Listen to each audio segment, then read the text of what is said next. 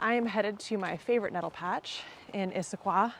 It's early March, and today I'm going to show you guys how to harvest nettle. I've got my husband and our friend with us. Oh, there he is. And I'm thinking the nettles are going to be pretty small still, but I wanted to show you guys because they're a little early this year. So it's time to get out there and harvest. Let's learn. All right, here is my nettle patch. You can see that there is a gap in the trees above us, and there's an opening, and this opening is actually where a bunch of deer and elk like to hang out. And the nettles love it here. It's right next to a water source. There's like a wetland kind of in that direction over there. So the soil here is actually like really rich. It's got a lot of leaves on it, which are all of the prime conditions for nettles. And I'm noticing I see a couple nettles because the nettles are pretty small this time of year. Here's one right there. We are gonna have to look near warm spots, like next to trees and under logs that the early nettles come up next to. These guys are for sure enjoying a little warm microclimate in this bush here. Those are looking real nice. When I am walking in a nettle patch, I try to walk pretty carefully. Looks like a lot of deer have walked here anyway, but we want to avoid compacting the soil because nettle roots grow right underneath the soil and they like loose soil. So if we want a good healthy nettle patch year after year, we are going to want to take care of it. All right, you're gonna need a couple things. You're gonna need a bag. I usually use paper bags, but you can use plastic or a cloth bag. You need gloves so you don't get stung, because nettles sting.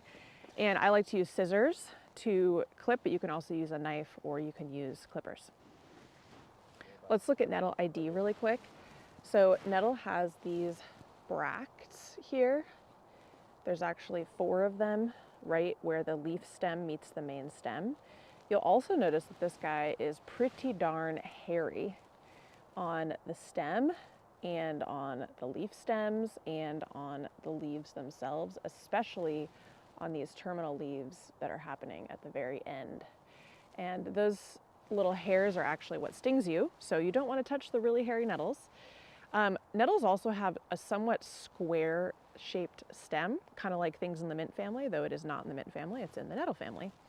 The leaves are little heart-shaped leaves with pretty deep serrations. Sometimes you're going to see some purple on nettle leaves, and that's just a pigment reaction to usually sunlight or some type of stress. But the nettles with purple in them are just as tasty. And you always want to make sure that whatever nettles you're harvesting are not flowering. And here is a picture of a flowering nettle, and the flowers are kind of lacy. So you want to just make sure that those aren't coming out yet when you're doing your harvesting. Basically, nettles create cystoliths, which are a crystal-like sharp structure that damages your kidneys. So you don't want to consume that. Usually the nettles will be past your knee when it's time to stop harvesting. That's another rule that people use, but really it's about the flowers. So I like this size for harvesting, but I do also harvest them when they're larger than this. The nice thing about harvesting smaller, shorter nettles is that they are more tender.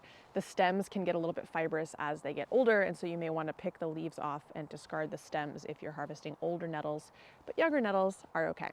The stems actually contain a lot of silica in them, which is good for us. It helps us uptake calcium, so we like that. When we're harvesting nettle, we want to leave a couple nodes under where we cut. So a node is where the leaf stems meet the main stem. So I'm seeing 2 nodes, which is generally what I like to leave, and I'm going to use my scissors to snip it here. And it'll actually re-sprout from the place where the stem meets the leaf stem meets the main stem, which you can see actually a little leaf in there already. So 2 plants will come from that, just like if you're doing basil or mint or something like that. We're going to put this in the bag.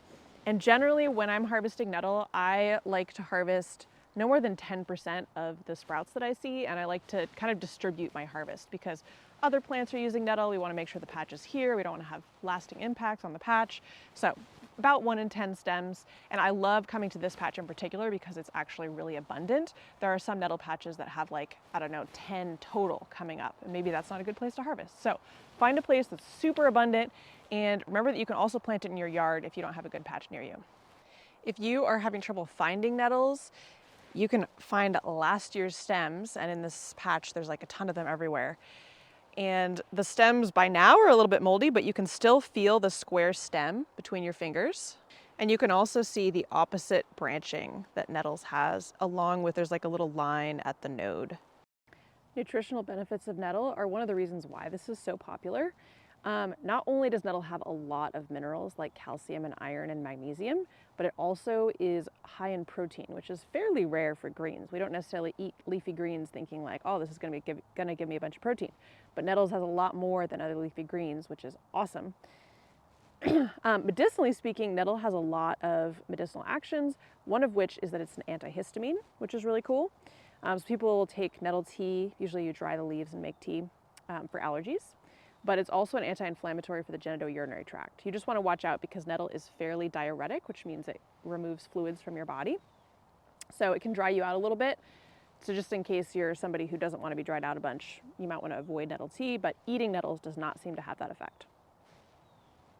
If you are enjoying my channel and you love learning about wild foods and medicines, you will love my Patreon. I make amazing printable handouts, seasonal foraging guides, and monthly live classes for my patrons. Definitely come join us. I will put a link in the description below if you want to check it out. My friend's gonna make some ravioli. That's how much he harvested for that in a bread bag. And I don't know what I'm gonna make yet. So I just harvested about this much. This is a really nice amount if you've never harvested nettles before and it's your first time. I would harvest about this much. They're pretty intense flavor, so you know, you may not want to harvest like an entire bag until you know if you like it or not. My name is Natalie and I make videos